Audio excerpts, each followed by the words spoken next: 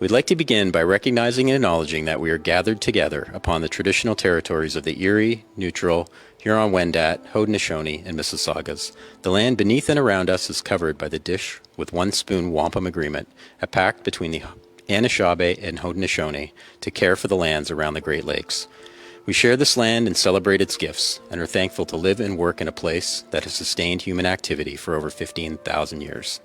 As settlers, we acknowledge our responsibility to listen, learn, and evolve in the spirit of these historic covenants, honoring the earth, living in balance with the land, and taking only what we need.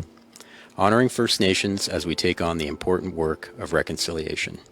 In doing so, we seek to forge new and respectful relationships with the Indigenous nations of this region and throughout Turtle Island. We strive to work collaboratively and to keep the importance of our shared history, friendship, and future relationships alive in our minds and hearts.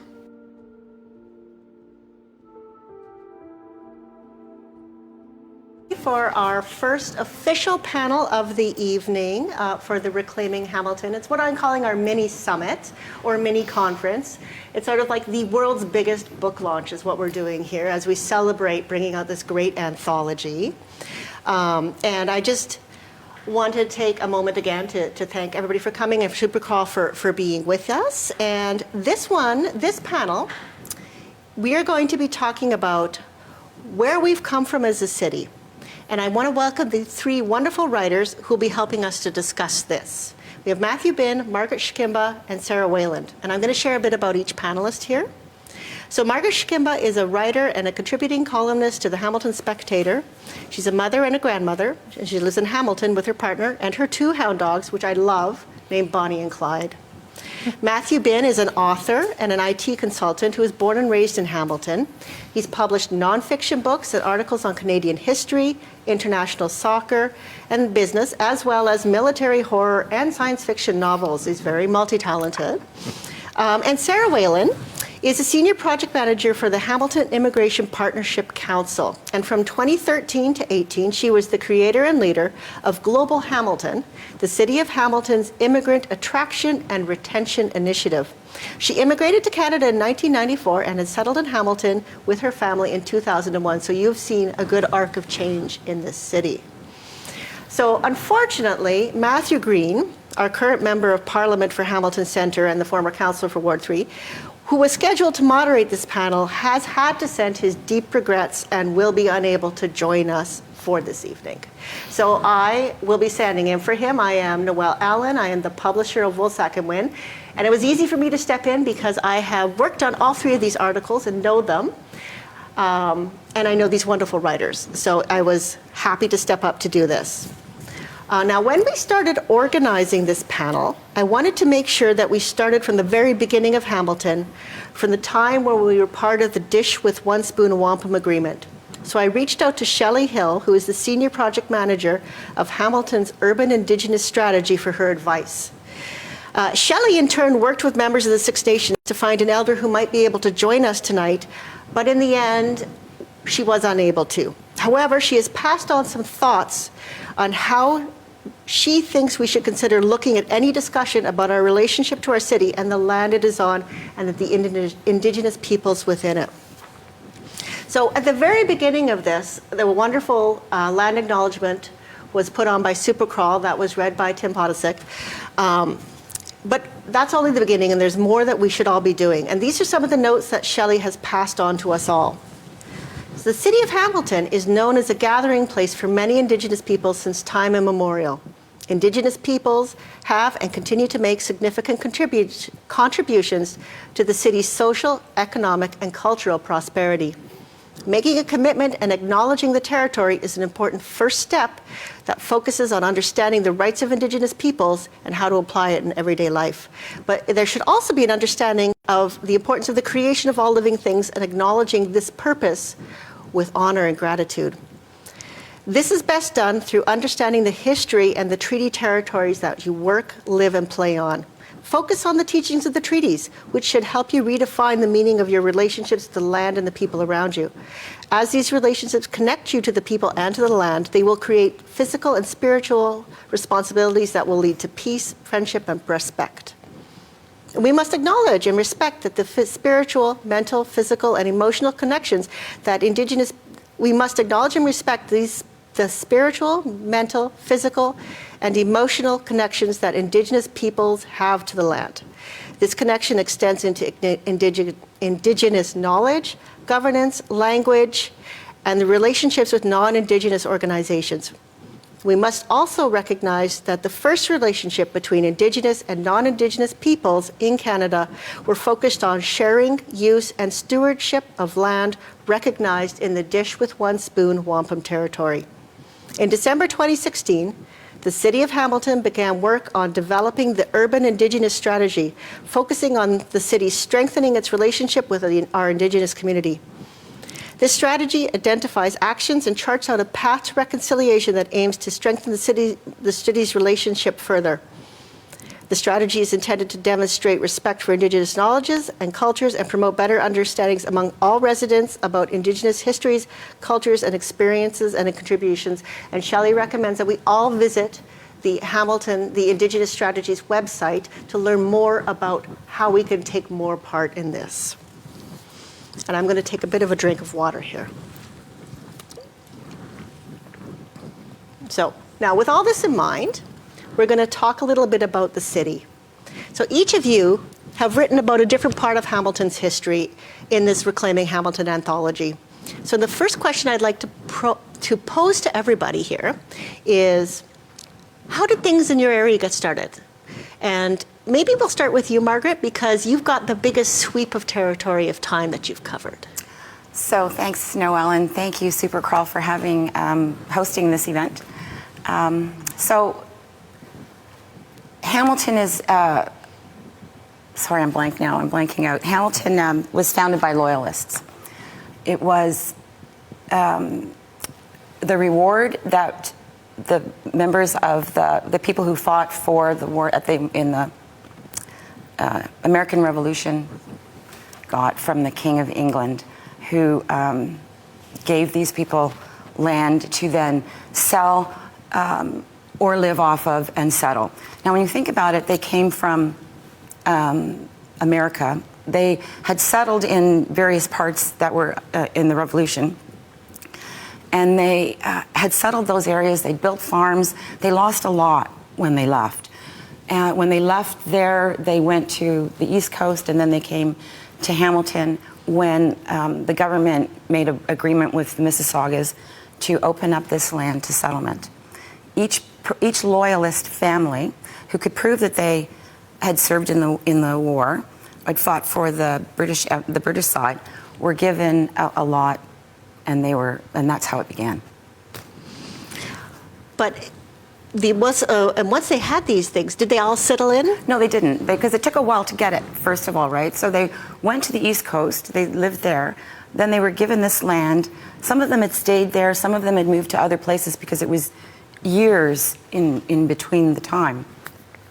The war ended in 1776.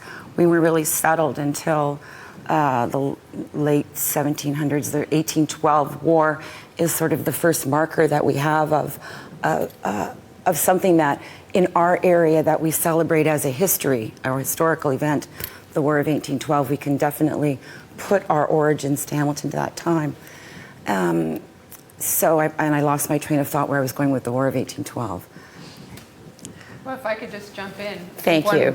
Interesting piece in Margaret's chapter, and that kind of overlaps with my chapter as well on the history of immigration, has to do with that there were Indigenous peoples already living in this area at the head of the lake prior to that British immigration or Loyalist immigration.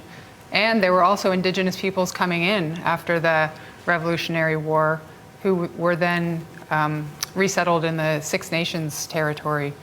And so that is a really interesting and kind of unusual history for the beginning of Hamilton. But what I learned from doing research on this chapter is that the development really kind of took off in the 1820s when they opened up Hamilton Harbor. They dredged land out and opened it up and allowed ships to be able to come into the harbor, and that's when the growth really kind of took off. And what I found really interesting is that Hamilton was formally created as a city in 1846, and by the time of the first census, 1851, so 5 years later, the city had already grown 150% in that 5 years, which is just incredible. And in the 1851 census, only 9% of the population living in Hamilton at that time had actually been born in Canada. So talk about immigration and immigration like growing your population. 91% of people living in Hamilton in 1851 were not born in Canada. So it's just a really interesting beginning to a city that really grew so much through immigration and over time through immigration. And I did want to sort of add on to that, because this point about there not being anybody here when we got here, right? My chapter looks at a number of histories of the area that were, of the area that were written over time, and there really isn't any mention of anybody living here in those histories.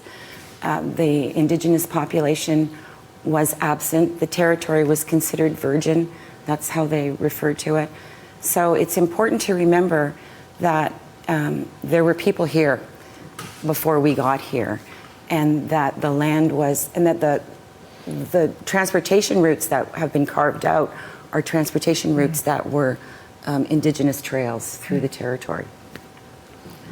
Yeah, that's cool.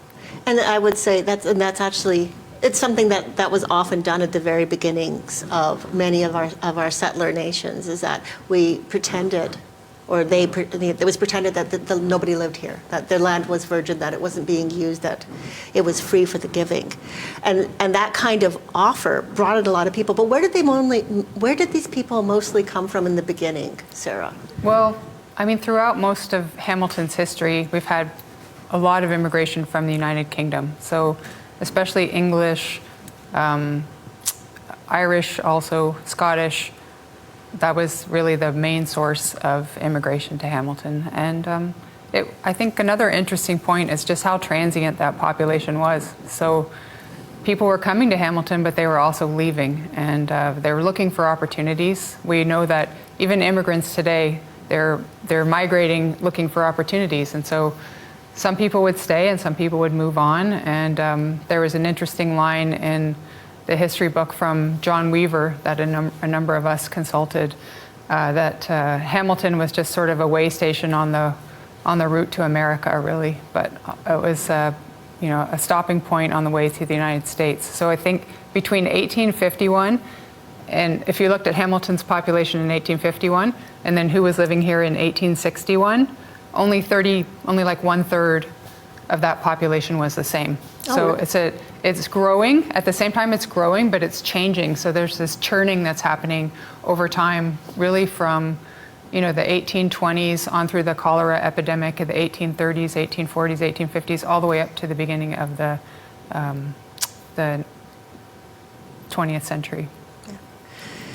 Now, and Matthew, in your piece, we're actually going to talk a lot about the Hamilton Ticats. Mm-hmm. But when did that kind of culture and the football sort of start taking root? Well, it was around the beginning of the First World War. It was a few years before the First World War. Now, the Hamilton Football Club was formed in 1869. So it goes back longer than pretty much any other organized sports team in the continent.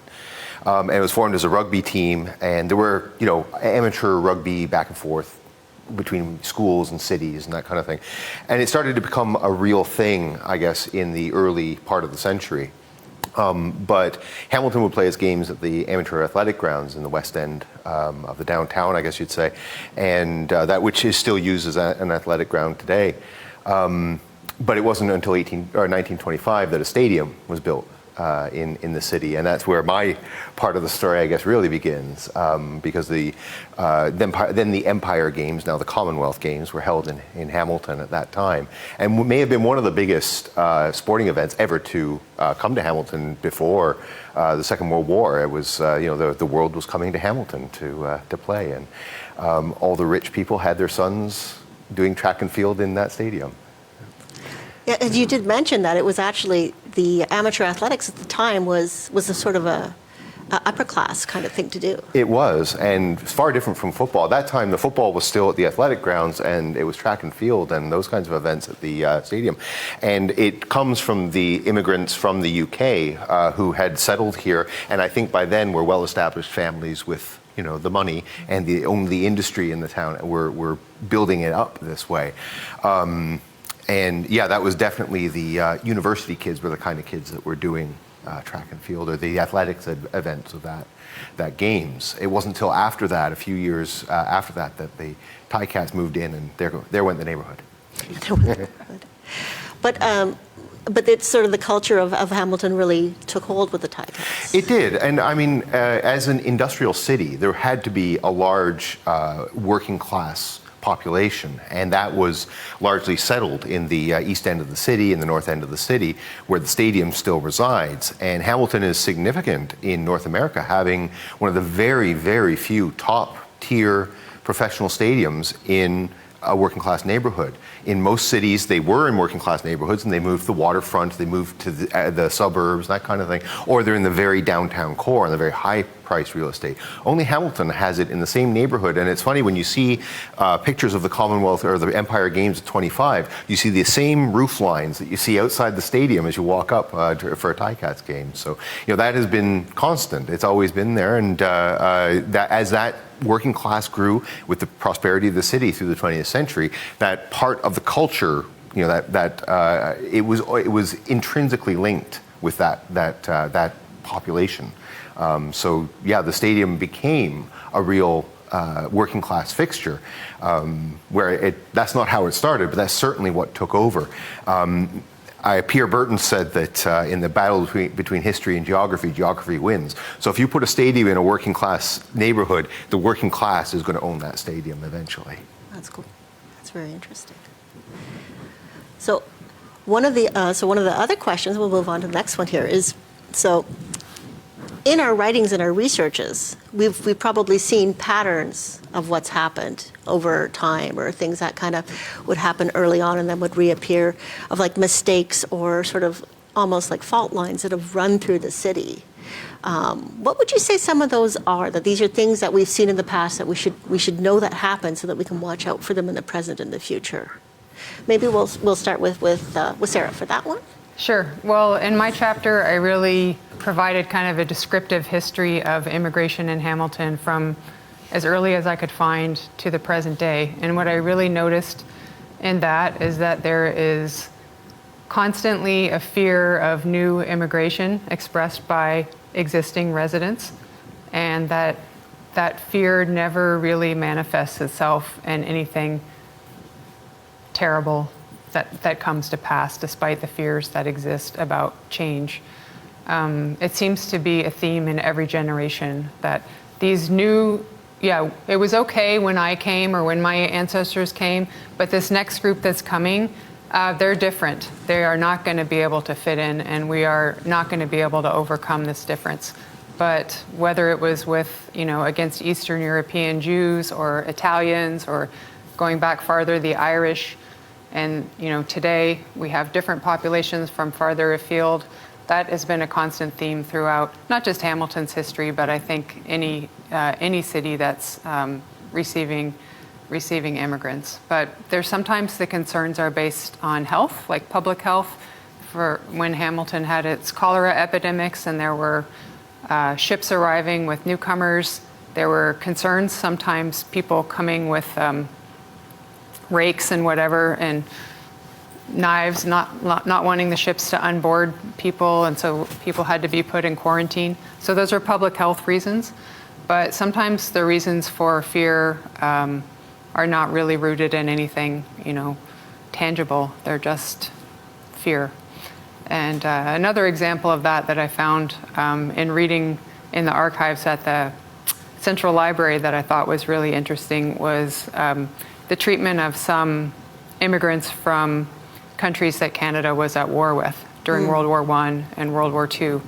So in World War I, especially the Germans, but in World War II, the Italians. And in 1941, 81 Italians were actually detained and arrested by Hamilton police services for fear that they would spread fascism and fascist ideas in the city. And most of them seem to have to stay the rest of the war at Camp Petawawa, which is several hours away from here.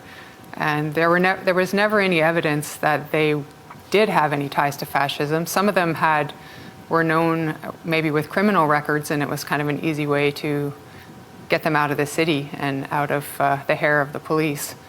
But again, those kinds of things, we've heard about that in other cities and in other parts of the country in North America with Japanese internment camps and the like, but it happened right here in Hamilton.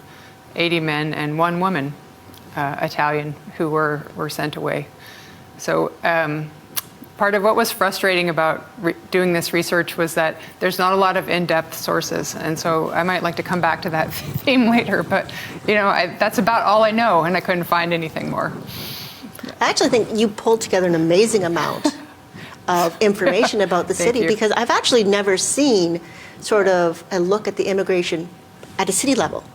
Like and maybe they're out there and I just don't know them, but I hadn't seen it. So it was really fascinating to see the arc of who came and the waves of people and how people responded and the different ways that we worked with the immigration population over the years. Thank you. Well, it was a lot of fun, but also frustrating because there really weren't a lot of sources. It was a lot of looking at old newspaper articles, and a newspaper article describes something that happened, but it doesn't often follow up, or it says something's going to happen, and then there's nothing about that. So you're getting like little snippets, and I tried to incorporate some of those into the article, but you pieced the snippets together really well. Thank you. What would you say, like Margaret?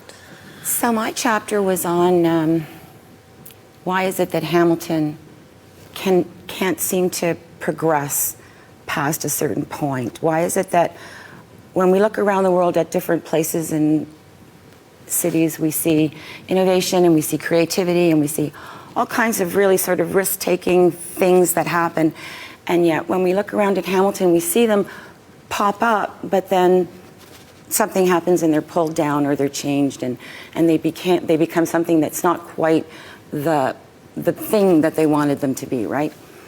So it's interesting because in this space right now, we're across from where they were going to site the stadium at one point, right? So it's interesting. I'd be interesting to hear what Matthew has to say about what I think is one of the mistakes that we make, and it's relevant too in terms of the upcoming Commonwealth Games bid that we've got, right? Is that across from where we're located right now, there's a big empty field where they were going to site the stadium when they went on their search around for the Pan Am Games. Part of that bid was also a velodrome that would have built on the legacy of a national biking race that we had. I can't remember if it was a world or national or international, exactly what it was at this point. But we had a reputation, we had a building reputation, a budding reputation in the field of cycling, and the area that we live in is spectacularly suited to cycling with the escarpment and the country roads beyond, and we've got a really strong cycling core here. The City Council, in an infinite wisdom, focused solely on the siting of the stadium in terms of how they were going to agree with the Pan Am Games, like what they were going to do with the Pan Am Games, to almost ignoring everything else. And what they ended up doing, they bought the land here in, what is it called, Tiffany, to the Tiffany neighborhood. They bought the land here. They didn't end up putting a stadium here. We went all over the place. Matthew points out in his chapter that it was a last-minute decision to just switch it around where it is now. And they said goodbye to the velodrome, and the velodrome went to Milton. And we ended up, in my opinion only, because it really is truly just these are mistakes, this is in my opinion, this was a mistake. We came away with almost nothing for all of the angst that we went through. We ended up with a stadium that was turned around, and now we've got soccer in it, so that's a plus. But we lost the velodrome, and we lost the opportunity to give our citizens an extra piece to their lives, for the kids to have this sport to engage in, for us to carve a niche in the world as some place to come and train. And our city councilors just said goodbye to it, and it went someplace else. So going forward, when we're looking at the Commonwealth Games bid for the 2030, it started out, and then it was scaled back to 2026. And we have to think to ourselves, how can we do these things and actually win? Because I don't think we won from the Pan Am Games.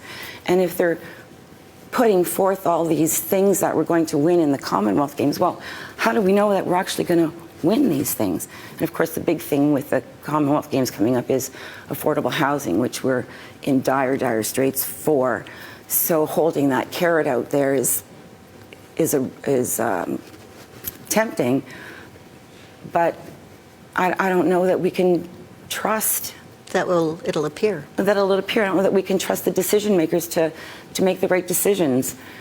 So I'm really apprehensive about these things, and that's where I see a barrier is to moving forward and to creating those big projects and those innovative, and seeing the realization of those innovative ideas is the stoppage of decision makers that say no, or get caught up in other special interests and don't see the bigger picture for an immediate gain. What would you say, Matthew, Well, yeah, it's a really good marker of what you're talking about, in that we see things like sports stadiums as private sector corporate vehicles instead of civic goods. And the real marker of that is, what is our stadium now named? It was previously named after Ivor Wynn. Before that, it was called Civic Stadium. Now it's named after a corporation. Our downtown hockey arena was originally named after a former mayor, now named after a credit union, I think. And then we've lost this idea that these things are symbols of us as a people, and that these things bring us together. Instead, we knock it down to its basics and try to put up these 1960s communist Warsaw Bloc monstrosities, or something, because we don't think of this as something that expresses who we are. And I think that's, we've done a lot in the last 40-ish years to break down these ties between us as a civic group, and we started to see it as economic groups or consumer tribes or corporate pawns, I think. And I think that's a lot of where that goes. And as I said, just looking at it from the point of view of the sporting history in the city, I can absolutely see that. We don't see amateur sports as an important thing as we do professional sports. And yes, it is great that we have professional soccer. Don't get me wrong. I'm very happy that it's finally come back to Hamilton, but it's perhaps at the expense of a real civic project, and that's what I'm more interested in seeing. And that's where we often see city councils as where good ideas go to die. Of course, they're beaten nearly to death in committee, and then they get to the city council for the final blow. But I think that's because we've lost the will as a civic populace to invest more into things like, things that are useful to all of us as a community, things that bring us together as a community, and things that are markers of beauty and pride and opportunity for ourselves, and as we allow corporations, for example, and here I'm showing my Marxist roots, allow corporations to take over that those civic symbols and that civic voice, we lose out. And that's where we get these results, where it's not built for, certainly not primarily for people. And the one major reason that the West Harbour location for the stadium failed was the car couldn't get people in and out. And that's a valid concern, but it says something about us as a city, doesn't it? There are only 2 roads in and out of the stadium area, and they knew that was untenable. That's why the Ticats absolutely didn't want it. But what does that tell us as a city? It tells us as a city we're a huge suburb in a lot of ways, and that's not what Hamilton's history is by any means. Did you have anything you wanted to add, Sarah? Just when I think about what's really attractive about Hamilton, and one of the pieces that I think I'm not sure if it's touched on in any of the articles, is the green space.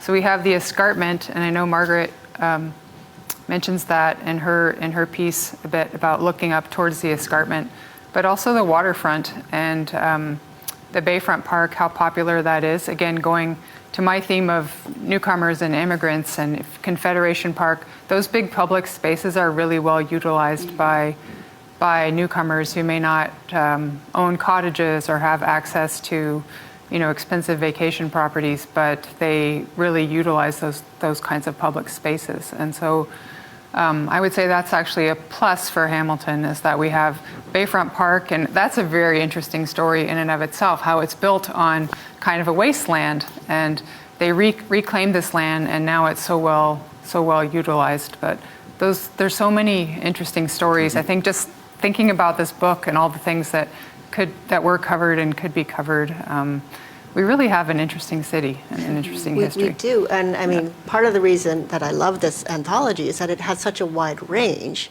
and so many different kinds of so many different voices, and a lot of different histories have been shared in it. But it's actually a really good point that you make there, Sarah, is we do often kind of get sort of depressed about Hamilton. It feels like, I do remember actually talking to Brian Prince, who is a lovely, lovely man, and he said Hamilton is always on the edge of realizing its potential, which is a very Brian statement, and he's implying, but it never goes there. But I think we've done a lot of really interesting things as a city, and there are, like you said, there are some bright spots, and all of you kind of mentioned a few of them in your essays, like things that were like wonderful moments for Hamilton, or at least interesting moments. Did you want to share a few of them? Sure. I think when it comes again to immigration stories, a lot of the interesting stories are rooted in the grassroots. I think in the generosity of Hamilton's citizens and kind of this can-do spirit.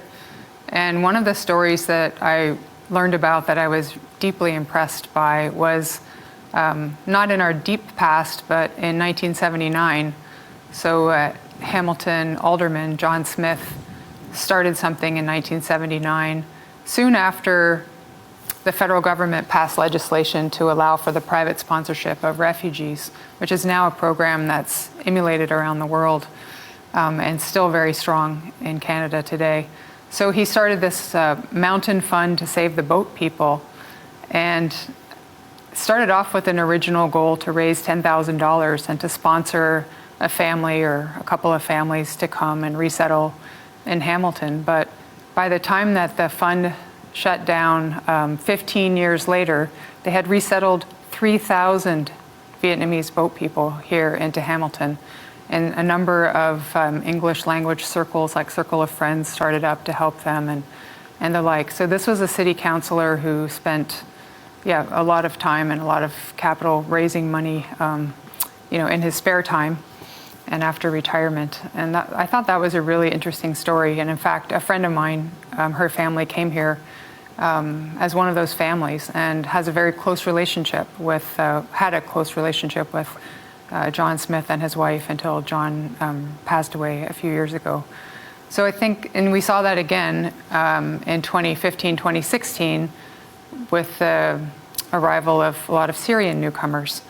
We had more than 1,400 Syrians arrive, and more than half of them are under the age of 15. So we have all these children who were filling up our school system, which needed more students, and were, I think, again, there were fears sometimes about driving up housing prices or jobs, things like that. But I think it was more seamless than many people would have expected. And so that's my positive about Hamilton, is kind of that, more the grassroots, the generosity that people show. And even with the organizations that receive, like some of our biggest organizations now that help newcomers settle, like Immigrants Working Center, they started off, in a basement somewhere with just a couple of volunteers, and now they've grown into these larger,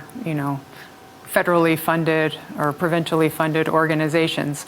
But still, those grassroots, informal ethnocultural associations and faith-based communities, those are still very important for receiving newcomers. So again, that kind of informality of it is very interesting, and I think, I wish we tried to get a handle on that.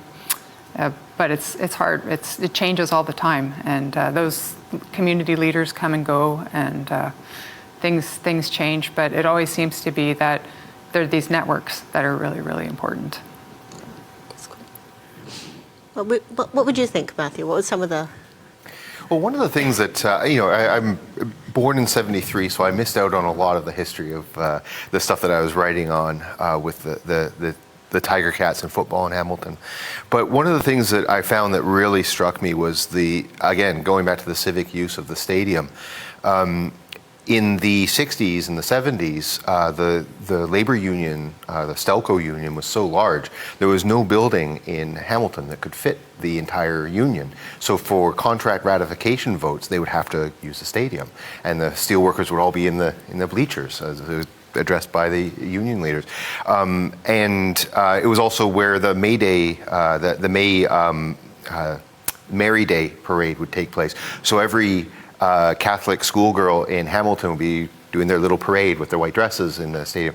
And this idea of, and this is what I mean about bringing the civic sense of the stadium, is that there were these wonderful moments of major parts of the city getting together, not because of sports, but because of something much more deep to them. Their livelihoods, their religion, their culture, their what brought them together as a group. And as I think we fragment more as a culture, and as we draw away from each other and that idea of a neighborhood of a city, we've lost some of that. And that's why I look back to those as the what we've lost and what we should look for to bring us together again as we move forward. Matthew, something I really liked in your chapter was when you talked about the Tiger Cats Heyday and how the workers and the employees and the employers would be together at the stadium, cheering on the Ticats. Yeah, well, it was the only game in town, right? Yes, it's very true. And it never, I think, got that stratification that a lot of professional sports have gotten. The CFL has stayed pretty close to the working class. When you look at their tickets, okay, beer prices are pretty high, but everything else, the tickets are fairly reasonable when you compare it to other things. So I think I think that still happens, although maybe more in the box seats. Right, and maybe not just around sports, but when we moved to Hamilton in 2001, someone else I knew from Toronto said to me, "Oh, what you'll notice in Hamilton is that there's more kind of intermingling of different people from different backgrounds than you would see in a bigger city." And I think that's true, but I don't know if it will stay true. I don't know. It's an open question, but. Well, I'm a part owner of a bar on Barton Street, and we certainly see that. We see every walk of life come in, and I think there's still pockets of that. I think that is true in Hamilton far more than in many places. I think you're absolutely right. What would you say, Margaret? Any bright spots you can think of? So, yes, well, I'm going to follow up on what Sarah was talking about in terms of community. One of the things that I went into my chapter with was thinking about, it was amalgamation that was the problem, that we can't come together now because we've got all these disparate interests that are busy looking after themselves, and we're not coming together as a unity, as a united front. And then I interviewed Maureen Wilson, who at the time wasn't a councillor, but then went on to become the councillor for Ward 1. And I didn't remember, was it Ward 1 or Ward 2? It's Ward 1. And she challenged me to think about it in a different way in terms of community and how the communities come together to create Hamilton as opposed to how Hamilton itself is defined and we fit into it. So when I think about that, I think about the ways in which communities have come together to change things. The big emphasis on walkability and making neighborhoods safer. We now have lowered speed limits in some communities so that it's easier for people to walk around. It's easier for kids to play ball. There's a couple of other things in my mind. Sorry, I'm not very good doing this public speaking thing, and I'm going blank on some of the things that I was talking about. But it was more or less along the lines of how we have to get beyond the idea that we're all just working for ourselves, and we're working for the community, and we're working, and the new people that are coming into the city are bringing new ideas with them and ways to change things. that are hopefully bringing us forward more to the way that we want to be. And this operates against what City Hall does. I think that's probably where I was going in my mind with this. Because if we think about the communities trying to do things and City Hall trying to do things, and who is maybe more successful, how do we get these projects up and running? It's more in the grassroots area than it is in the organizations or City Hall looking to solve the problems for us. It's within ourselves and how we all come together to create the solution to the problem that we've collectively identified. And doing so in a way that's respectful and that we talk together with civility, and not in the old ways that we were being in terms of fighting for this or special interests. And special interests are the special interests in the wards, I think, are a huge problem, and these community groups can sometimes get beyond that. So I think the strength or the future for Hamilton really lies in the ways in which our community hubs are identifying themselves, reaching out to each other in network sharing, and bringing on board and giving space to people who are creative, people who have new ideas, and fostering them, nurturing them to bring those ideas into fruition. I think that's really a strong suit that we've got. And I think I would agree with you, and that's something that Paul mentioned in his introduction, and which has actually shown up in many, many essays, is that there's a real civic activism throughout the city, where people will identify, and they will gather groups together, they will identify a project, and then they will take it on. So just to follow up on that, now that my mind's had a chance to relax a little, I couldn't speak to the sign issue. That's a perfect example of what happens. So Hamilton doesn't have a sign. Well, it does now, but it didn't for a long time, except for the green, you're entering Hamilton now and the population that we would have. And if you come in along the Queen Elizabeth from Niagara, you see you're in Hamilton, then you see you're in Stony Creek, then you see you're in Fruitland, then you're in Winona. Like, you're in a number of different cities or little towns as you're making your way in. But there's no real Hamilton marker.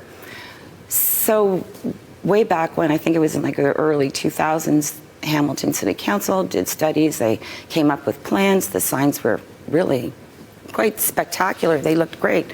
They couldn't come together. City Council couldn't come together on the price tag, so they shelved the plans completely. Fast forward a few years, Laura Babcock, who is a PR consultant in the city, and she has the O Show on Cable 14, she took it upon herself really to advocate for a sign for Hamilton. And no matter how much, like, there was a lot of talk, there was a lot of support, it went to council, and council still couldn't come to an agreement on it, and it died. Fast forward a little while later, and private interests got together. They created a sign. They put it in the forecourt of City Hall. There were detractors. People thought that, there were issues around it. Of course, everybody had to have a say over something that they didn't pay anything for, because it was all corporate sponsors who came up with the money for the sign. So by subverting City Hall almost, because there had to be, of course, an agreement to have it in the forecourt in the first place. And there was some champions, I think, in Fred Eisenberger. But really, it was a private citizen rallying the corporate interests of the city to bypass City Hall completely and erect the sign. And now we have it's not maybe the sign that we wanted in the entrances to the city, but it's still a sign that we can all come around and celebrate around, because we do. It's been a huge success. I think it's been a huge success. I think so. Yeah. I really like the sign. I think it's very Hamilton, and it says Hamilton. It was very Hamilton, and I like the way it lights up and everything. Mm-hmm. But I also like the fact that people go and take photos there instead of hopefully taking them on the edges of the waterfalls and then falling into the gorge. So I'm like, give them somewhere to take a selfie. We got to give people somewhere to take a selfie. But Matthew? One of the projects that's, I think, in the modern era of Hamilton that is a major civic success has been the reason we're sitting here right now. Art Crawl itself was not something that came from City Hall. It was artists putting their stuff on the street at the same time. And that led to businesses, and all of them small businesses, opening their doors late. And bars would have the musicians out front instead of in the back, and that kind of thing. When Art Crawl started, and I was around for some of the earlier ones, It was the amazing thing was you still had traffic running up and down James Street, and there was enough packing the sidewalks. We could have taken that street, no problem, But yeah, I mean, it was I don't want to say unorganized, and I've never been part of it, so I don't know how the organization works. But it certainly wasn't a top-down city thing. It was a bottom-up. It was a truly grassroots, or maybe concrete roots, because we're on James North, and that's the kind of thing, and that had spilled out several blocks either way around the city, and Supercrawl has become in non-pandemic years an amazing festival for the city, a city that has tons of festivals. So I think that's a really good example of where that can happen, and that has something to do perhaps with some very recent immigration from Toronto to Hamilton too. So that that dynamic as well has shifted some of these things. Well, and the interesting thing with Supercrawl is because my office is actually right on James North. And part of the reason we took that space, which was a storefront, was so that we could be part of Supercrawl, or sort of part of the Art Crawl and part of Supercrawl. So every Supercrawl, we open up our doors when it's happening. Not this year. This year, we're having Supercrawl here on the stage. And we take part in it. And but we loved Art Crawl. And I think my favorite moment of Art Crawl was I was actually in the Wolsak and Wynn office, and I glanced out the door of the windows, and I looked over my shoulder, and there was somebody walking a goat. And I thought, that's just perfect.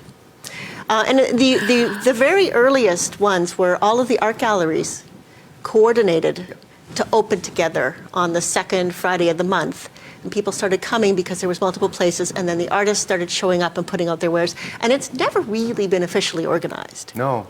And people will complain, and they have complained from the beginning, and they will complain until the end, I think, that it's not artistic enough, or that people are not doing it properly.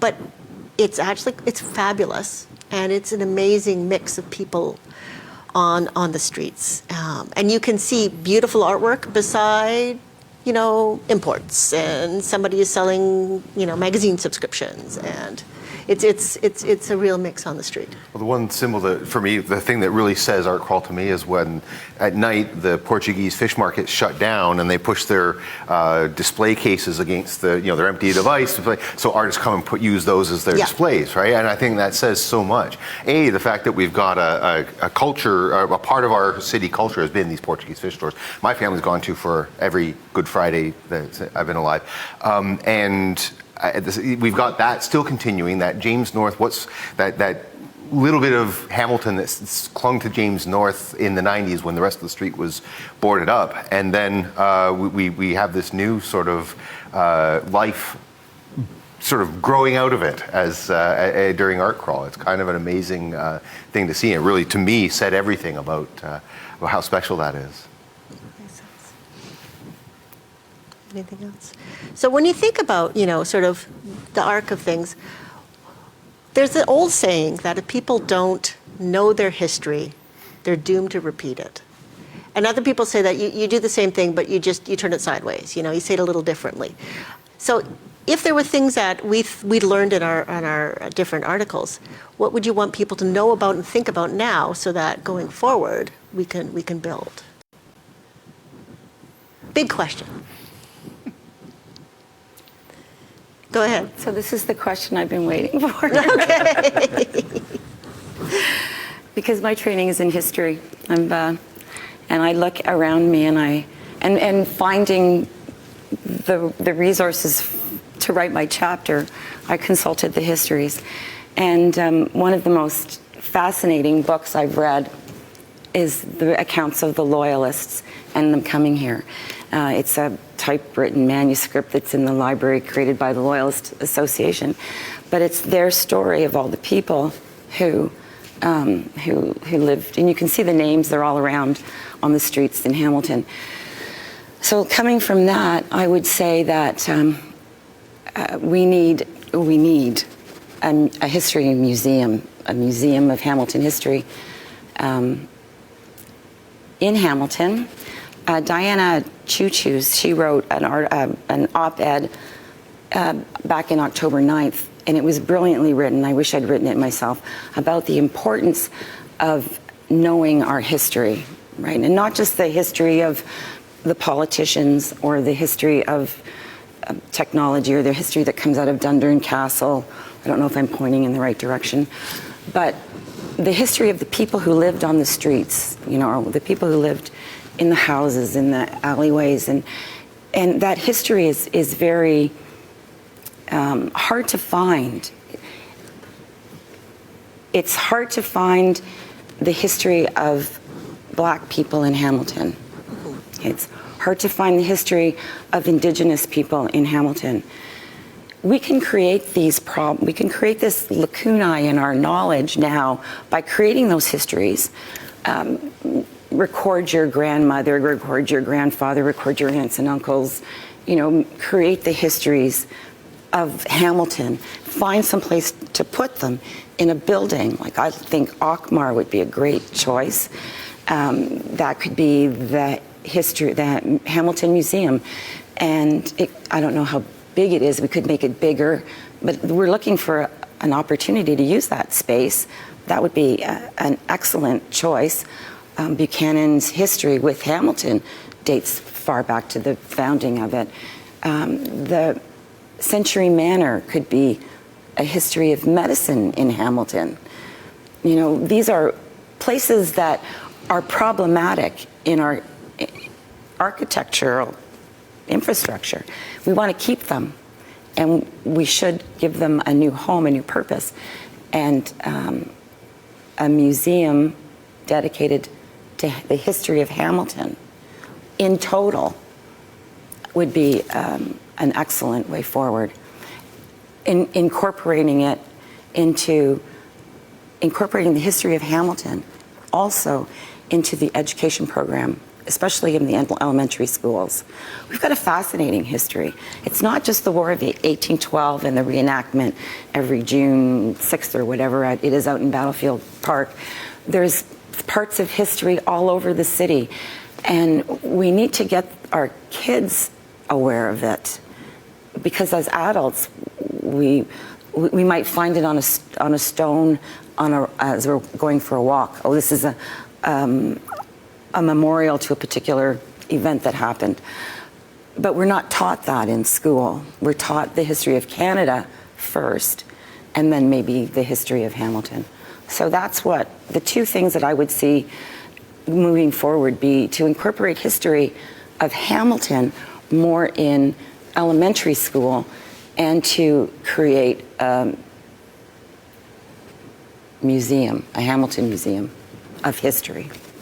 I think that's a great idea. And I've actually had a few people mention to me that they really wish that this was gathered, that there was a place they could go to learn. And I think you were talking something about that as well. Like, there's just not great records. Yeah, I think I really like what Margaret is saying about this idea of a place for learning about Hamilton history. And I think bringing together the past with the present and understanding, some of the changes and the trends from our past and how they are, how they affect our city today, but also going forward, that some of the challenges that we're facing are not new, that there's always been this kind of rural-urban tension, those kinds of things, that I think having that historical context would help us to understand each other better from different parts of the city. I think there are really fascinating discussions happening in Hamilton right now around museums, and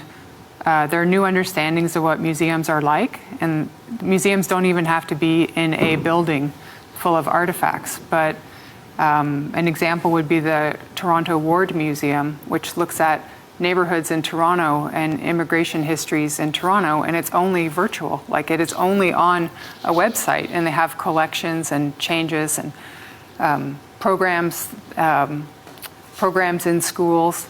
And so I think we have to think differently about what museums are, and museums as places of bringing people together to do storytelling, to learn in different ways, to go into classrooms, which I agree is really, really important. But a building, like Hamilton has a number of civic museums that mark different points in our history, and they're enormously expensive to maintain. And it's wonderful, the program that they have now, where you can use your library card to gain access to the museums, and that's really great. But yeah, there are other ways of looking, like even outdoors gatherings, like things that you put on your phone, and when you go by a certain location, it comes up and you learn about that history. Or my favorite museum I've ever been to probably is the Tenement Museum in the Lower East Side in Manhattan. And it is literally a building that was a tenement building, but it's divided into these different spaces, and you can go on tours.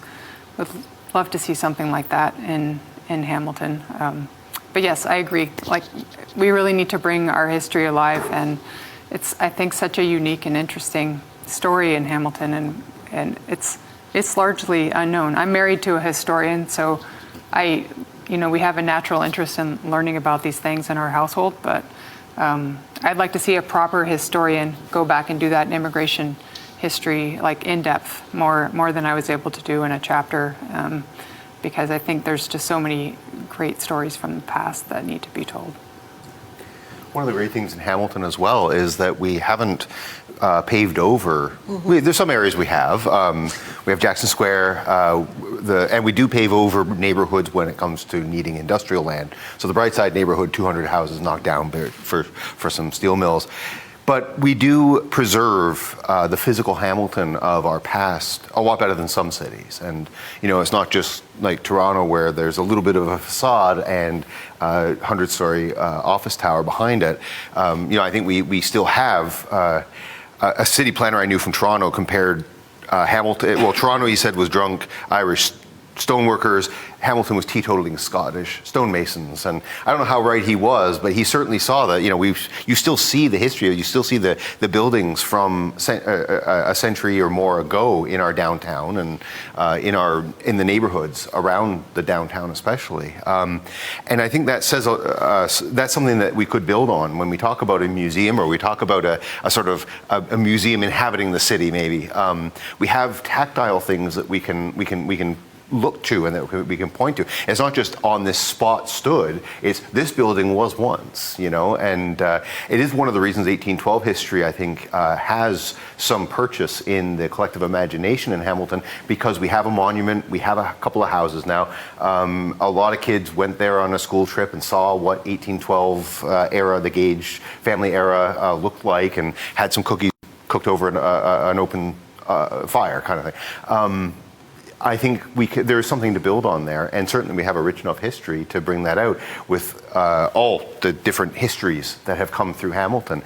And the important thing for any city, for any population in a city, is not what our differences, not what our different streams are, but the things that we hold in common and that we have together, and the things that pull us together. And I think that's exactly what the kind of thing that would help to strengthen those bonds between us as members of this city.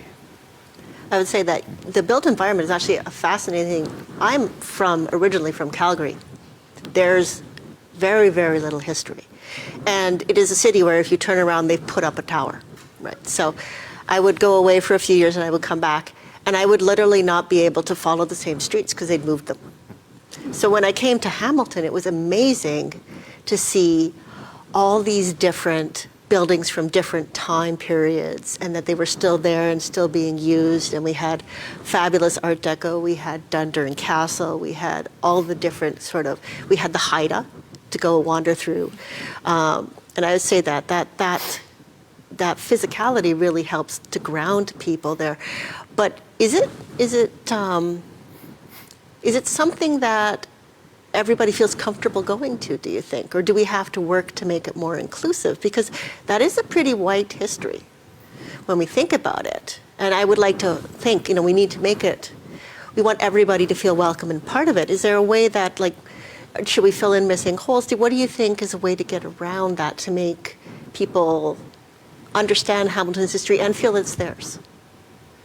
I think what's interesting about Hamilton's history is the people, and we only have snippets, but some people may have in their own family histories, they may have deep knowledge that they could share.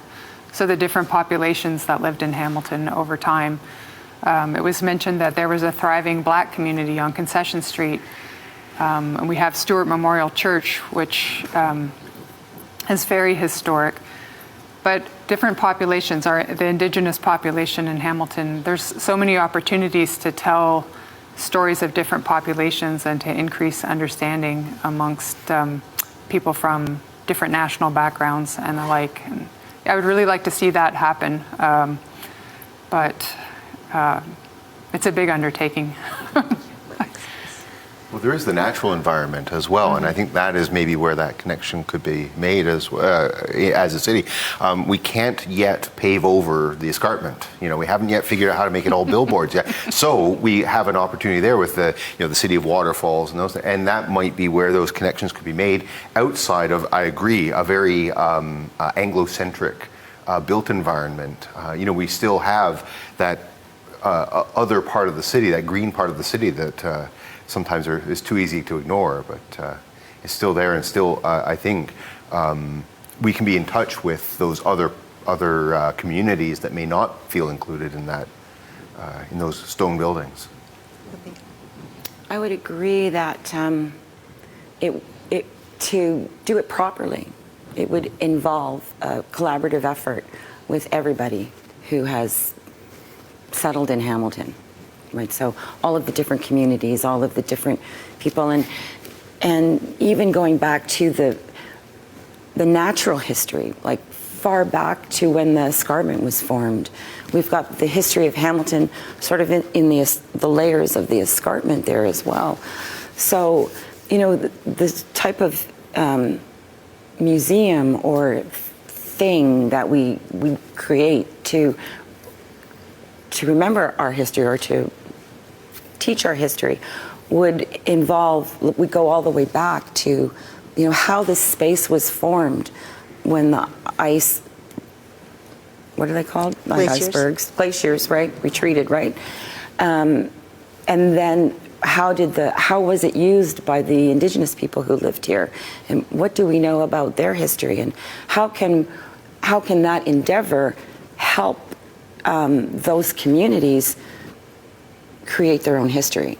So it's not like we're just going in and gathering up what's already there, but you're creating something that actually gives people an opportunity to input into it. This is why the sort of thing around getting the histories of your family, I can't stress that enough. Sit your family members down and ask them, where did they come from? How did they get here? Why did they come here? What did they experience? Try to get it on some kind of recording. You might not do anything with it now, but that kind of information is invaluable. And it's the sort of thing that I see, histories of communities, like how did this community develop? Who were the main founders or drivers or people in that community that built the community, the ones that volunteered their time to help the kids play baseball or to sit on try to get away so much from the political part of it, because politics is very well covered in history.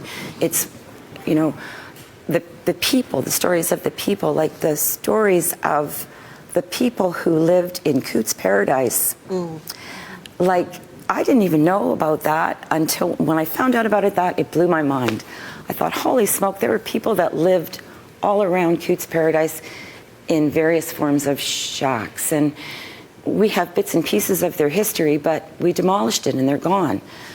So, for good or bad, I don't want to pass any judgment on whether they should have been living around Cootes Paradise in shacks.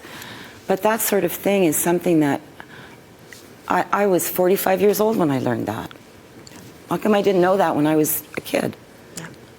So that's the sort of thing that we need to capture if we want to flesh out our history. Because the books that we've got on Hamilton's history are interesting history books of the policies and processes that went into building Hamilton.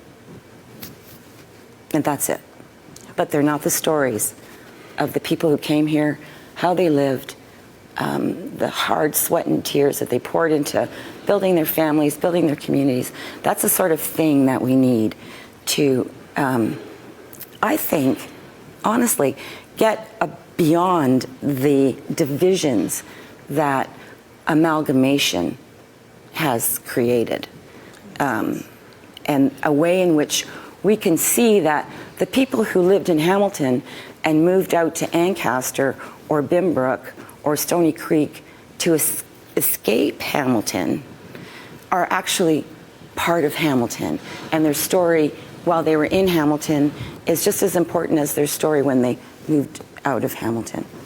I'm sorry, I took on a lot. That was my passion. That's actually, it's wonderful, because part of when I first brought the press to Hamilton, I felt like there were all these stories that weren't being told. So one of the first books we did was about Hamilton and written by a Hamilton author, and we do this now every season. So for the publishing, it's the spring season and the fall season. Every season we have a book about Hamilton written by a Hamilton author. And it can be poetry, it can be, reclaiming Hamilton, it can be a novel. And one of the early novels we did was The Good Doctor by Vince Agro. And it was set in the Italian community at the beginning of World War II. And he had some fascinating descriptions, and a lot of it was history. So much of it was history that people would actually accost me in the street and say, "Why did he leave my family out?" And Vince would say, "I couldn't put everybody in." And then he moved it around and he made it into a story. But there was a lot of what it was actually like to live there. And one of the stories that he told, which I thought was wonderful, was how at 12 noon everybody just stopped talking and that the church bells ring, because you couldn't hear yourself think. And all the different churches downtown would ring. And then they'd all, as soon as they stopped, they'd all just resume their conversations. And I can't imagine what that would have, and I'm trying to, it's a wonderful picture, and I'm trying to imagine what that would have sounded like and how loud it would have been. And then various people got angry at the churches, and they started ringing less and less and less until now they don't really ring their church bells very much. But those are the stories that are really fun to find. And Rachel Preston also, when she wrote Fishes of Paradise, she did a whole bunch of research onto the Coots Paradise people there, and that's when I found out about it as well. But is there any other stories that you guys wanted to share about your researches that just amazed you about the city? Have we covered them all? It was a while ago now, so nothing's coming to mind. All right. Well, there's one story that I have, and it's an interesting story. It goes back to the War of 1812 story time. Not as far back as 1812. I actually could open my book and get the date, but I won't. It was during the time when the province was in kind of revolt, that there were people, it was still Upper Canada, and it was the politics were shaky, and there was 15 people who were arrested for treason here in Hamilton.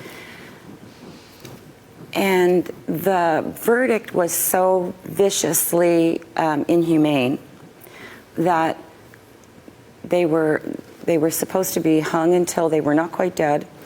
Then they were to be pulled down and their entrails pulled out, and then dismembered, and then something else. And the outcry was so loud from everywhere that they ended up not hanging all of them. They only hung 8 of them, and they only hung them. They didn't do all the other things to them. But that level of infamy that we have here in Hamilton you know, don't cross us here. We'll hang you. We won't just hang you. We'll rip you apart as well. It was something that I thought, geez, if the little 8-year-old, 7-year-old, 8-year-old boys knew about this, they'd be all over it. Probably would, actually. You know, it'd be like, wow, this is what we did right over here. Where was it? You know, that was an interesting thing about Hamilton that I think we should all know about for some reason. Like, we should know that we have this particular heinous punishment in our past. Well, we do actually love the stories of our mobsters and that's right. our We do have that in our too. So we do have that tendency, and I do remember one of the first books that came to me, one of the earlier books that came to me for the Hamilton was a friend and a brilliant writer, David Neal Lee, said somebody needs to write a book, a good like mystery, or like a horror book about Hamilton that you could read on the bus. And I said, go ahead. So we tried. I got a young adult. A book out of him, which is set in Hamilton and has a cult of Cthulhu that brings down Wynn Stadium. Oh. So it's a lot. It didn't quite go the same way, but they do have that love of those stories. The one story that came out of mine, and this isn't because it was after I finished the piece. My piece opens with a young boy who, looking out from his science class onto the stadium, who would later become a Ticats and would win Grey Cups with the Ticats. And his name is John Michaluk. And I happened to mention at a family gathering, I interviewed this guy, John Michaluk. My dad's about his age, would have known the Ticats at the time, would have been to all those games in the 60s.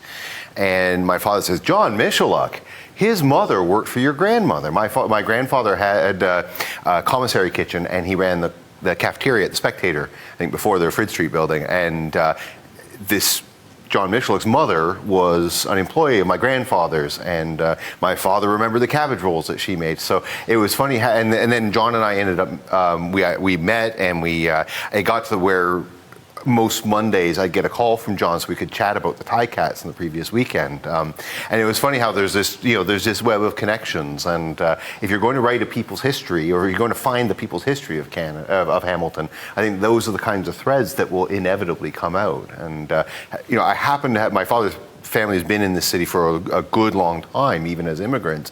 But I'm sure that we're not alone in having, because we're a really big small neighborhood, I think, in Hamilton, and those kinds of crossing paths or intertwining fibers that make up the fabric of the city, I think, are all over the place. I think you're right. And I think that's a really wonderful observation, that we are really a very big, warm. We are actually a very warm city. We're a friendly city, and the neighborhoods are really welcoming.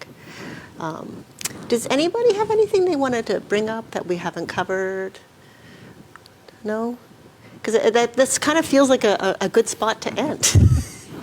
And to kind of wrap it up, because I think we've talked a lot about the history. Some good, some bad, what we can bring forward, how we can preserve it.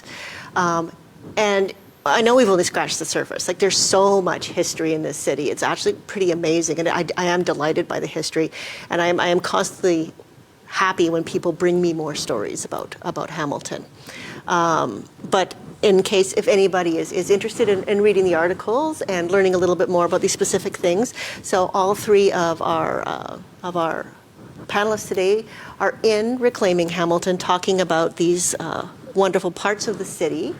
And the book is widely available. You can buy it at independent bookstores. We've got brilliant independent bookstores in Hamilton, but I have been reminded that not only Hamiltonians might be watching our live stream. So there are brilliant independent bookstores everywhere, not just in Canada, everywhere you look.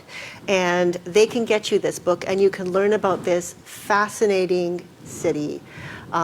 And a wide range of really interesting essays by people who live here, who work here, and who work to make the city better. So I'm just going to say thank you guys for coming down, for joining me on this stage in a fairly darkened room with our audience of a couple of people, and much more people outside of us, and with the thanks to Supercrawl for helping us to reach this audience, because otherwise, without without Supercrawl helping us, we would never be able to have this kind of a presence. And I'm just going to say, thank you. And then I'm going to ask everybody who may be watching to come back tomorrow. We have 2 more fabulous panels. The first one is some of the big questions in Hamilton. And we touched on a few things in the history, but these are kind of more recent issues. And that will be moderated by Jason Allen, and we will have Ryan McGreal, we will have Sean Selway, and we will have Sarah Jama talking on that one. And then right after that at 3 o'clock, we are going to have what I call Citizens Take Control, which is going to talk about something that came up here many times as well, as how our citizens tend to organize and what they do and how that helps our city.